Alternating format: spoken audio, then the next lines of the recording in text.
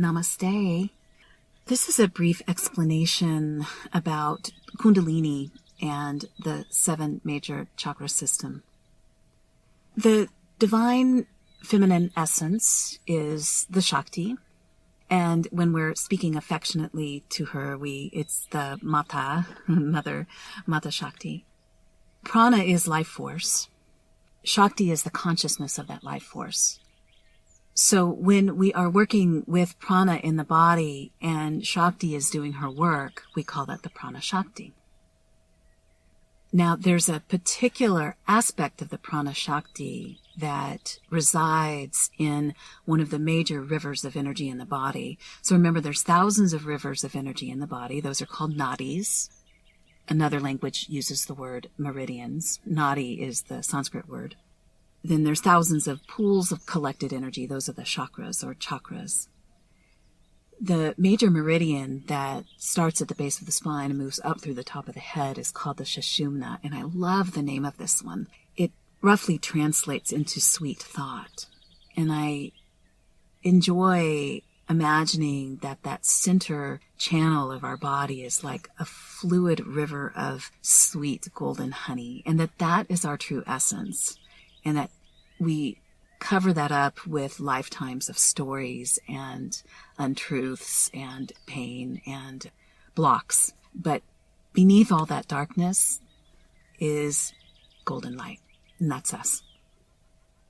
At the base of the spine resides what is called the Kundalini energy, and Kundalini is simply the word for snake, because the ancients could feel that this energy was coiled at the base of the spine like a snake and awaiting to be awakened, this prana Shakti energy.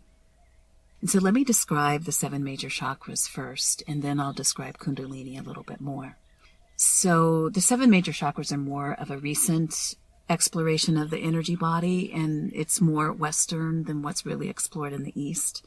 But it fits our understanding of how we operate in our life. So think about the color spectrum. So when you look at a rainbow, it's always red, orange, yellow, green, blue, turquoise, and purple. It's exactly the color spectrum of light in terms of pacing of vibration. So red fluctuates at a lower pace. Orange is faster. Yellow is faster than orange. Green is faster than yellow. Turquoise faster than green. Blue faster than turquoise. And then purple is the fastest vibration of energy. And then white, actually the quickest of all. It's so fast that we can't even see it. And so it's interesting that this is applied, this color coding system of red, orange, yellow, green, turquoise, blue, and purple is applied to the chakra system, because when you actually feel the Kundalini energy in that Sushumna, it does follow that fluctuation of pacing. So it's lower in the lower chakras, and it speeds up as it moves up to the top and eventually through the crown is a very fast vibration of energy. So what are the 7 major chakras? The first is at the base of the spine, and this is the Muladhara. Muladhara means root support. Before I go on, think about imagining the chakras not from the side as wheels of energy, but from the top of your head down through to the base of the spine as circular wheels of energy. It's just that it's hard to see the chakra system when we're putting paper-thin discs on an image, so that's why it's turned sideways when we look at them on images of people. So at the base of the spine, rotating, and there's different theories about whether it rotates clockwise or counterclockwise. I don't work with that, but people do have theories about that location, that direction. But at the base of the spine, that's the Muladhara, root support, color red, associated with earth, and associated in some systems with sound like drumming, like boom, boom, like the heartbeat. This chakra, Muladhara, root support, is basically our chakra where we connect to this now, where we actually believe that we are worthy of being here, that we are meant to be here in this time, in this exact location and space. It's the chakra that opens and closes based upon whether or not we are getting our needs met or giving the things that we need to ourselves, such as food, clothing, shelter, rest, connection with others, etc. and it's a color of vibrant red. So moving up to the second chakra, which is right below the belly button, I love the name of this one. It's the Svadhyasthana, which means the abode or home of the self. Color orange. And I like to think of this as associated with the element of water, that fluidity. And as women, we can really connect to the second chakra because this is where our womb is located. So the second chakra, both for men and women, is related to our creativity, our self-love, our self-nurturance, our sexuality and sensuality. And so moving up to the third chakra, this is our power center. This is where the hara is located, or the area of the chi, different systems, different languages. But this is our power center, and it is the color of yellow, like golden sun. I like to think of the element of fire here because this is where we find our passion. This is where we access anger. Remember, anger is simply a boundary setter. It's not a negative emotion. So we like to label our emotions as negative and positive, but they're actually all just emotions. And this is where we find that anger that sets the boundary that allows us to move into empowerment. It's also the area where we develop our trust about making impact in our lives and about that volition, that movement, that actually breaking through of boundaries and barriers.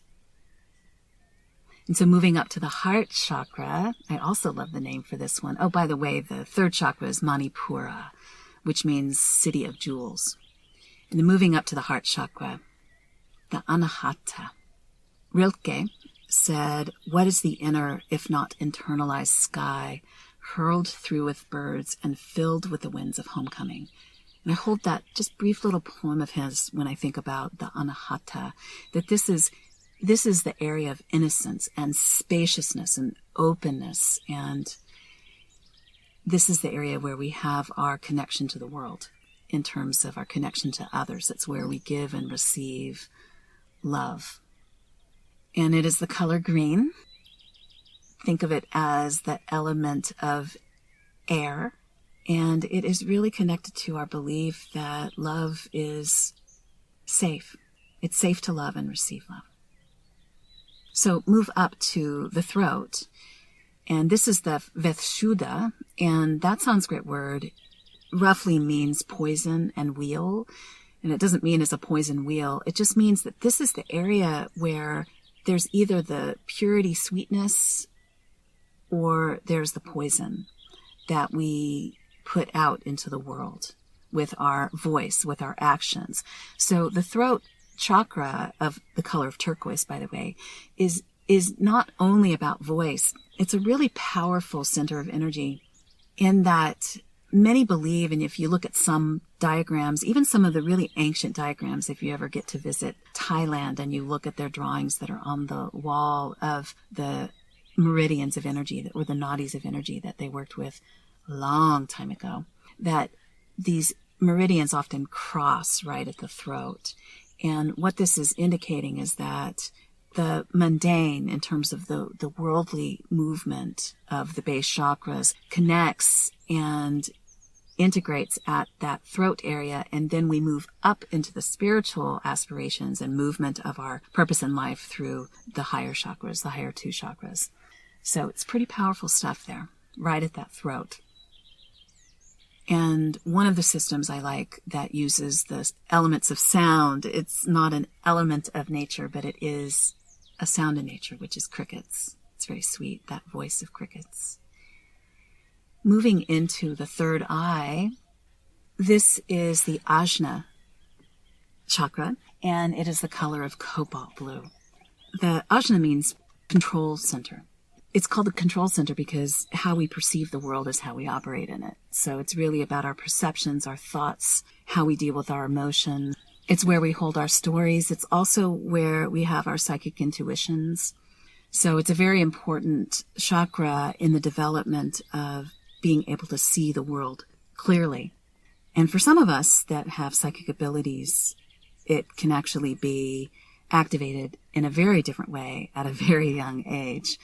And because this world is not really, at this time, open to receiving the gifts of those types of psychic abilities, when this chakra is wide open, it can often be a place that is scary for the person that's having those psychic abilities. And I know that there are people that are listening to me talk about this that understand exactly what I'm saying. And so then finally we move up to the crown chakra, this Sahasrara. It's Sahasrara, or also Sahasrara with a T. That word means thousand-petaled lotus. It's the color purple in some systems. In some systems it's white. Highest vibration of energy there. And for my Christians that are listening to this is a fascinating overlap of traditions and philosophies, in that if you look at the pictures of saints, you see the halo there. And so, as you might imagine, this is the chakra that is our connection to the divine. And it's also the place where we remember our own divinity. So those are the 7 major chakras. And let me tell you real briefly about Kundalini. So Kundalini, remember, as I said at the beginning, is the Sanskrit word for snake. So this is where the prana shakti, the conscious energy of the feminine divine, actually sits waiting to be activated at the Muladhara. And so when we do certain movements, certain forms of breath work, when we have spontaneous awakenings because of events that are happening in our life, it really goes from the bottom up. But something to understand is that it's not that a chakra opens and then the next one opens and then the next one. It's like waves of opening and closing as human beings that go up and down. So it's not this linear activation process, and that's it. Now, if you were to go on the internet today, you would see a wide variety of stories about the awakening of the Kundalini. And unfortunately, you'd see a lot of stories based on fear. So remember that Shakti itself is the divine essence of the universe that's feminine. It's love. It's creation. And all Shakti wants to do is Shakti wants to wake you up to live fully and to awaken to your divine purpose and remember your divinity. So one final point is that the Kundalini energy is always there, and the pulsation of that energy is always there. She's always there. It's just that we have maybe not learned how to tune into it, to feel it. For most of us that start working with the Kundalini energy, there's a surprise to know that what we felt before, which we thought was the pulsing of our heart, is actually the pulsation of the Kundalini energy. So that's just a quick primer on the 7 major chakras and the Kundalini, the Adi Shakti, and the awakening of that powerful life force energy inside of you. And I wish you a beautiful practice, whatever it is, in connecting with these power centers and this gift of the Divine Goddess. Namaste.